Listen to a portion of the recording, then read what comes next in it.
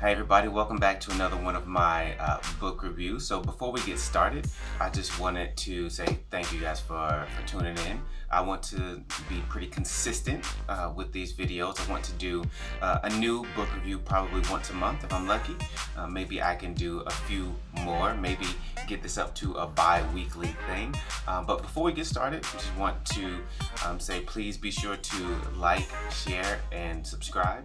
I definitely want to know what you guys think. If you have any particular book reviews, if there's anything that I miss, please just let me know. And so without further ado, we will get into the book review. To start off, I've been reviewing a book called Start With Why. Start With Why was written by an author and motivational speaker, Simon Sinek.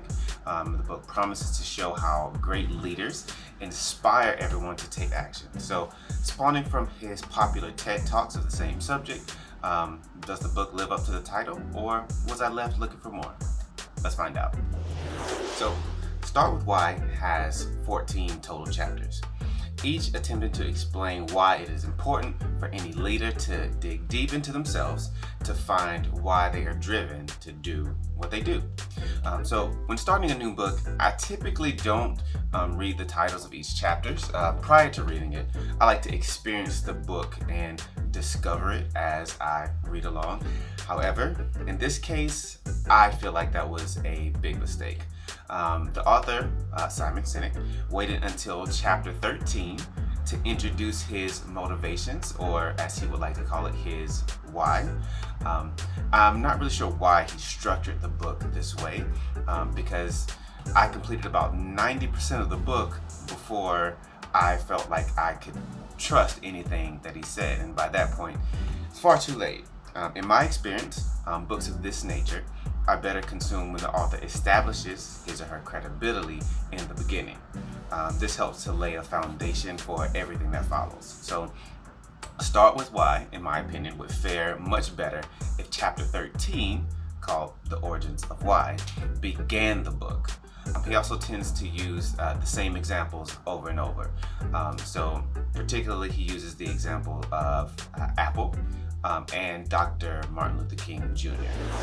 Now speaking of Apple, he often speaks on great leaders like Steve Jobs and how knowing his why or his motivation allowed Apple to become a great success. While this may in fact be true, very few of his examples were backed by any empirical data, like at all. Most examples were anecdotal at best.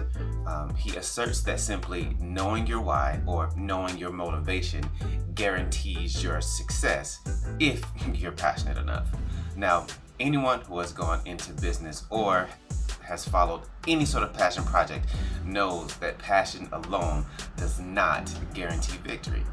Now, in addition to Steve Jobs, he often makes references to Dr. Martin Luther King Jr. Now, many aspects of this book annoy me, but I was always most annoyed at his references to Dr. Martin Luther King Jr. As he often does throughout the book, he conveniently shapes events to fit his narrative. And as an African American, I'm hypersensitive to the portrayal of one of my heroes from history. So, in an attempt to illustrate his point that people are inspired by knowing a person's why, he used Dr. King's I Have a Dream speech. He says that Dr. King was a great leader because he had, and I quote, an I have a dream speech, not an I have a planned speech. While it is true that some people may have been won over by Dr. King's overall vision instead of looking into the small detail, Sinek's oversimplification of such a complex issue such as the civil rights movement, to me, undermines any credibility that he may have gained up until this point. Also, in an attempt to illuminate why Dr. King seemed to rise to stardom when other civil rights leaders at the time did not, he said that in knowing his why, Dr. King was able to persevere through the hardships while others, and again, I quote, gave up after too many defeats. Now, the civil rights movement is not a soccer game. It's not a soccer game that you can just quit after a bad loss. So it feels to me that his lack of understanding about the topic just really bothered me to no end. And even with these blunders, there were a few moments that I did enjoy.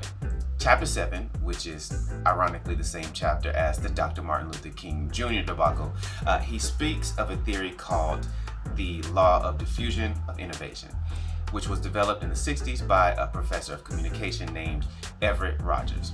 Now, basically, the theory states that about 2.5% of the population are the true innovators and trendsetters. Then the next 13.5% are the early adopters. These early adopters will consistently take risks on new products or technologies, even if the product is initially flawed. After them, we have the next 34% of the population.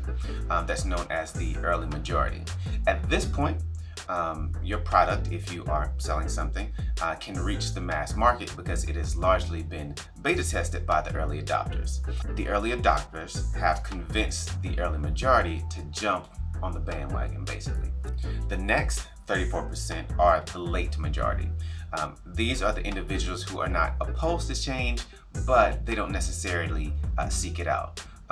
Lastly, we have the remaining 16% known as the laggards. These are the individuals who are totally resistant to change, so much so that if their 7-year-old phone breaks, they would rather spend more money to get that one fixed than take a risk on upgrading. Now, what's interesting about this theory is that people can be laggards in some areas and be early adopters for other areas. For example, when it comes to anime, I'm definitely an early adopter. I can try a new show with little to no background. I'll give it a try simply because it's anime. I trust anime. I love it.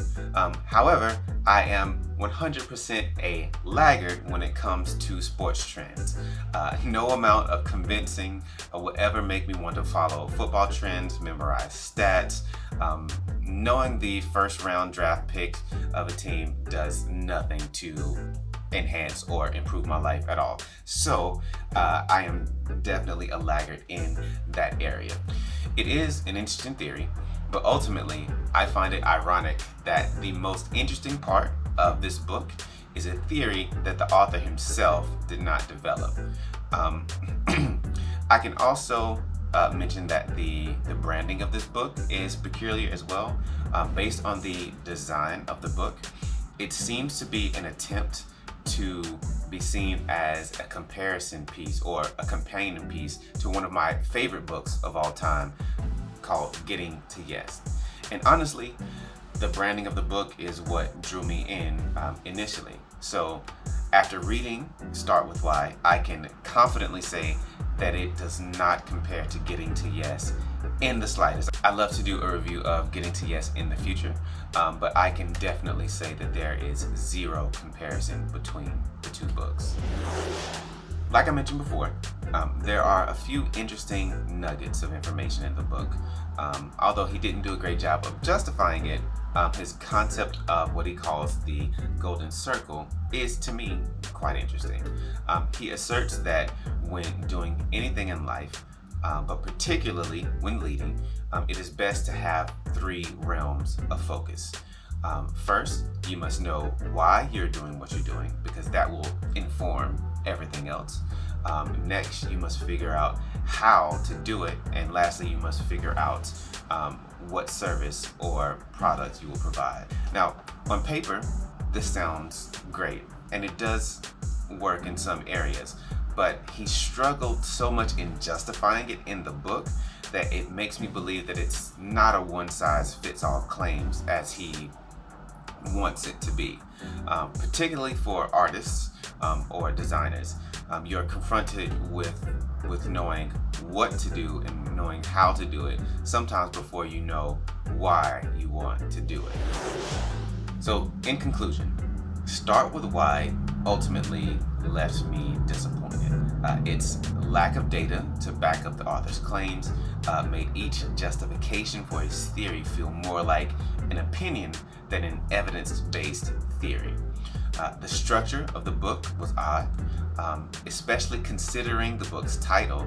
It's strange to me that the author, Simon Sinek, would opt to explain his driving passion, or his why, in the second to last chapter of the book. This made 90% of the book feel empty to me. So I cannot, on good conscience, recommend this book to anyone. However, if you are intrigued by the contents of the book, or if you're curious about anything that I have just said, I would encourage you to watch his TED Talk. Literally, everything that you need to know about this book is in the TED Talk. So really, you don't need the book at all. So if you are intrigued by his TED Talk, maybe you want to take a step into reading the book. However, I do not think that this is a necessary addition to anyone's collection. Well, that concludes my book review for today. I hope that you guys enjoyed what you saw. Again, I want to stay consistent with this. I want to do these book reviews maybe once a month. So please be sure to like, share, and subscribe. And then leave in the comments any thoughts that you have or any new books that you want me to review. So until next time.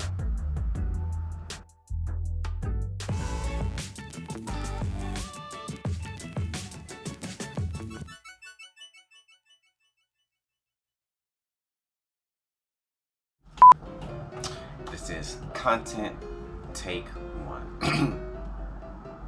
Now, I just mentioned Apple just a few minutes ago. Scratch that. This is the outro. Take 2. Start with Y. Excuse me. Start over. Still take 3. Still take 3. This is application. Take 2. Totally scrap the other one. Okay.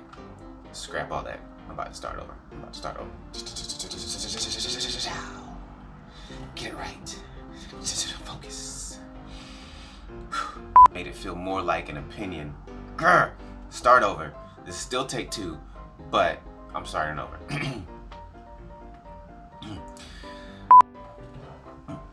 This is the conclusion. Take 2. Scrap all of take 1. You know what? Scrap this whole thing. I'm gonna just stick to the script.